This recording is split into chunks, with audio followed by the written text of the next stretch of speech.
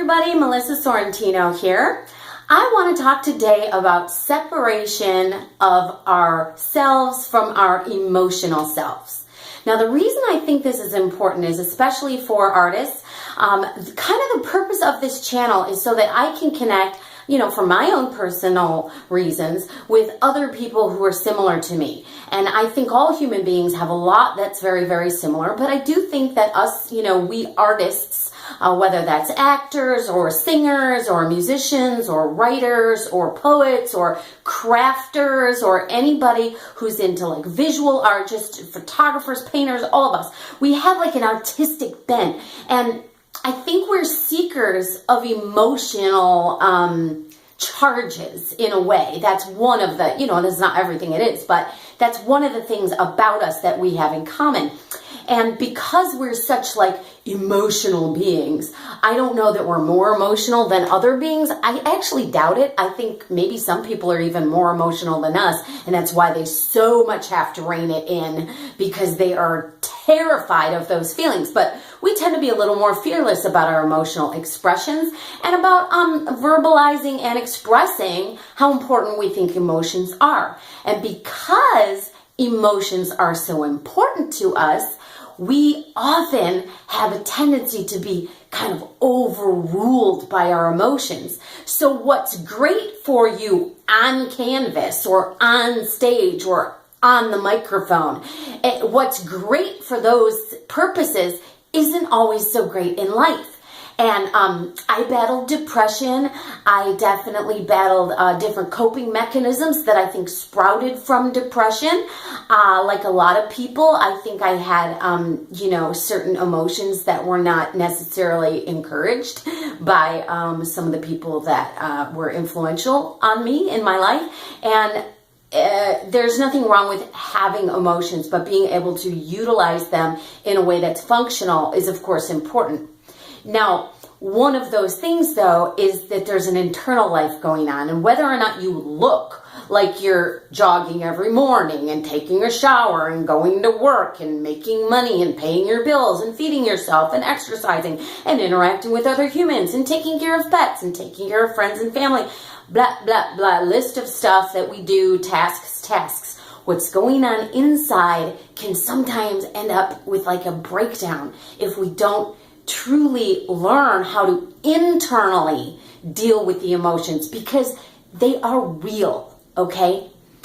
One thing that I've found, and the reason that I feel sort of like authoritative on these subjects, is because I truly have overcome a very severe case of depression. I mean, I'm not going to go into it, but it's legit, guys.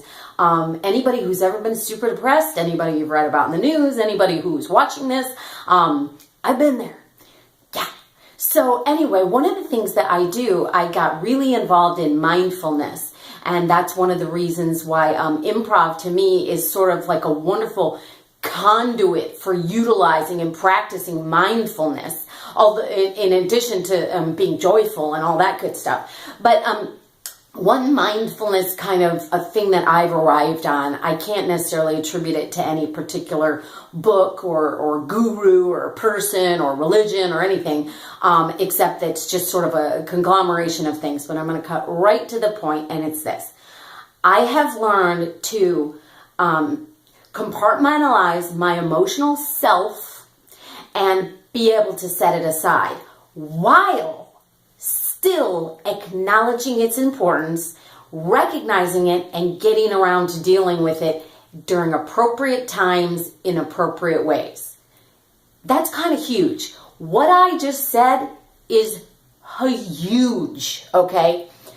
First of all, for me, and I'm just sharing totally my personal viewpoint, but if it works for you and connects with you, please steal it from me. Cherry pick whatever does work for you.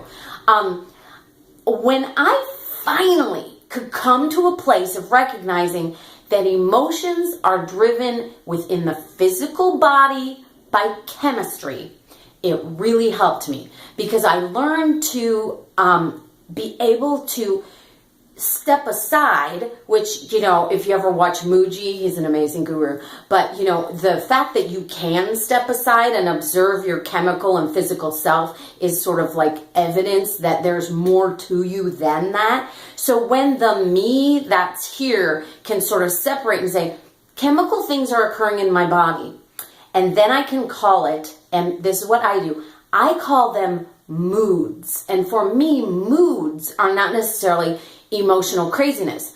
They are chemistry plus body's response to chemistry equals mood. Okay? Euphoria, sadness, anger, fear, any of those stuff, you know, but these are, it's spitting out these things that can be labeled as emotions.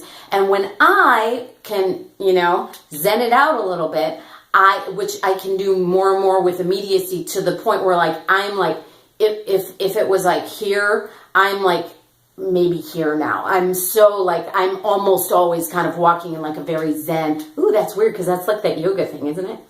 Wow, weird. Okay, pause for reflection. Sila.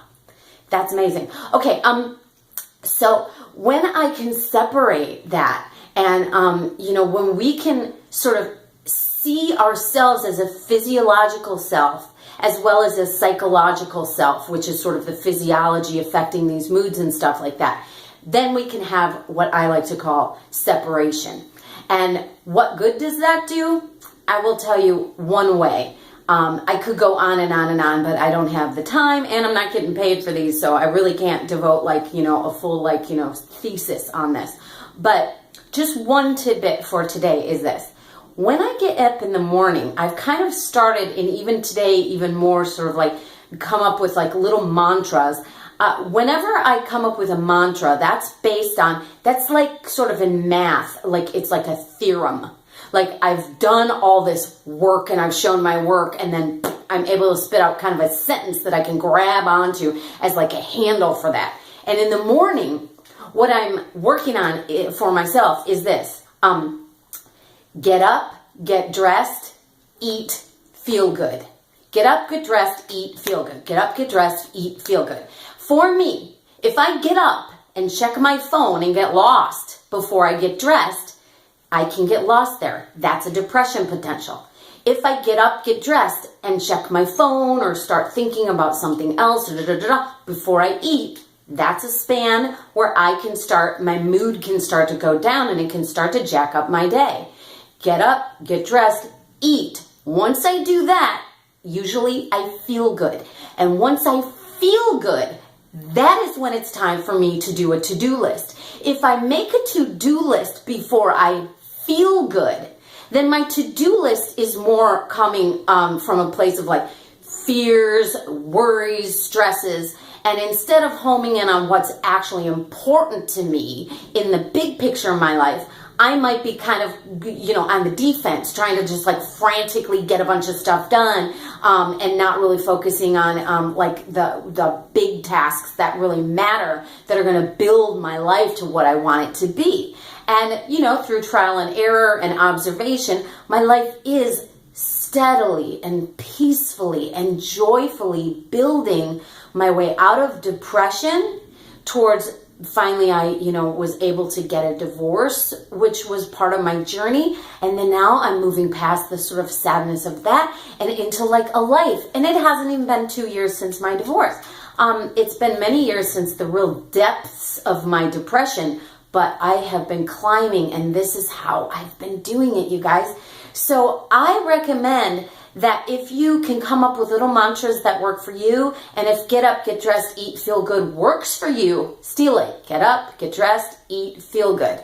When I wake up, I hear the alarm, the first thought I want on my mind is get up, get dressed, eat, feel good. And I know different things, like feel good to me, it contains a lot of things. It contains gratitude, it contains like putting on my makeup and looking nice, maybe playing some music, or for me particularly, lots of times it's YouTube videos of things that motivate or inspire me. But it's really important. I value those. See, those are emotions that I've set aside, and I deal with and handle my emotions. I fuel them with the nutrition that the emotional self needs, so that I can function. And if I do that early in the day, it sets my momentum going in a positive way. So feel free to use that as a tip. And I appreciate any comments that you guys might have. If you've done things that work for you, or if you try this and it has a result that you want to share, go ahead and leave that in the comments below. But, if not, just use this to fuel your day, to get up, to get dressed, to feel good, and make sure you eat. See, I'm already confused because I have done all those things and I want to get on with my day. I'm really hyper about it. Okay, take care, you guys. Talk to you later.